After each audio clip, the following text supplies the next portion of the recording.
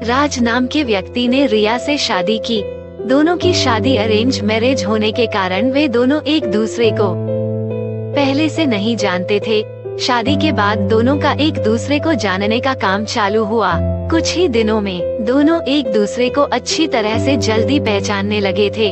जब दोनों एक दूसरे को समझने लगे थे तो राज को लग रहा था कि उसे एक बेहतर ही पत्नी मिली है, क्योंकि उसे पूरी तरह से समझने के बाद उसे समझ में आ गया था कि लव मैरिज करना कोई जरूरी नहीं है, अरेंज मैरिज में भी अच्छी पत्नी मिल जाती है। दोनों की नई नई शादी हुई थी, इसी कारण से दोनों एक दूसरे को अच्छी तरह से समय देते थे। उसके बाद दोनों एक दूसरे के काम में हाथ बटाया करते थे। दोनों में खूब ज्यादा प्यार होने लगा था।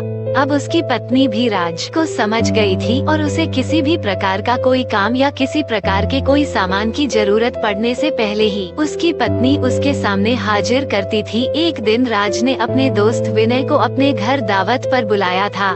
राज और रिया का प्यार देखकर विनय बोला, तुमने तो अरेंज मैरिज की है लेकिन तुम्हारी पत्नी बहुत अच्छी है। एक दिन राज अपनी पत्नी से कहता है कि तुम जाकर तैयार हो जाओ, हम लोग कहीं घूमने चलते हैं। हम लोगों की शादी को इतना समय हो गया है और बहुत सारे काम होने के कारण हमें टाइम भी नहीं मिला है घूमने के लिए। चलो आज हम लोग घूमने के लिए कहीं चलते हैं। इतना सुनकर उसकी पत्नी रिया कहती है कि आपने तो बिल्कुल सही कहा जी, बहुत दिनों से हम लोग कहीं घूमने नहीं गए। अच्छा हुआ आज आपने बोल दिया, हम लोगों का मन नहीं लग रहा था, चलो कहीं घूम कर आते हैं। दोनों एक कार में बैठकर घूमने के लिए निकल जाते हैं। रास्ते में जब हाईवे पर गाड़ी जाती है तो उसे एक बड़ी गाड़ी में टक्कर होने के कारण दोनों दुर्घटनाग्रस्त हो जाते हैं। राज को जब होश आया तो वो हॉस्पिटल में था। जैसे ही वो होश में आया अपनी पत्नी को ढूंढने लगता है। तभी अपनी पत्नी को ढूंढते ढूंढते वो दूसरे कमरे में चला जाता है, जहां वह देखता है कि उसके सर अथवा पैर में तो बहुत ज्यादा चोट आई है। राज घबराकर डॉक्टर से पूछता है कि मेरी पत्नी की तबीयत ठीक तो है क्या, वो सही हो जाएगी ना? तभी डॉक्टर कहता है कि तुम्हारी पत्नी की पैर की नसों में ज्यादा खून निकलने के कारण पैर को काटना पड़ा है, वो नहीं चल सकती है। इतना सुनते ही रिया की आंखों में आंसू आ जाते हैं और वह राज से कहती है कि मैं तो आपके ऊपर अब बोझ बन गई हूँ। राज रिया के आंसू पूछता है और उसे अपने साथ घर ले आता है। वो घर रहकर अपने पत्नी की मदद तथा उसकी देखरेख किया करता था।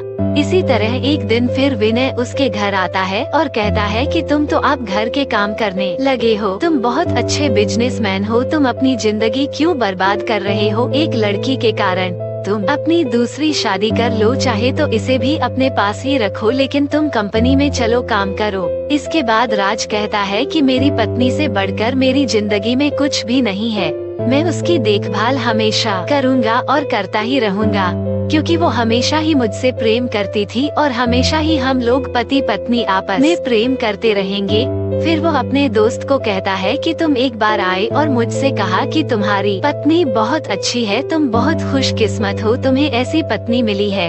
फिर आज क्या बात है, आखिरकार जितना दिन उसने मेरी मदद की है, मेरा भी फर्ज बनता है कि मैं उसे जिंदगी भर मदद करता रहूं। इतना सुनते ही पीछे से उसकी पत्नी भगवान से प्रार्थना करती रहती है कि भगवान आपने मुझे इतना अच्छा पति दिया है कि मैं इसका शुक्रिया कैसे अदा करूंगी। और वह सदा के लिए एक दूसरे से प्रेम करते रहे और अपनी जिंदगी को आगे बनाते रहे। इसलिए मेरा मानना है कि पत्नी चाहे जैसे भी हो उसे कभी नहीं छोड़नी चाहिए, और पत्नी को कोई तकलीफ होती है तो उसका साथ देना चाहिए, ना कि उसके साथ छोड़ना चाहिए।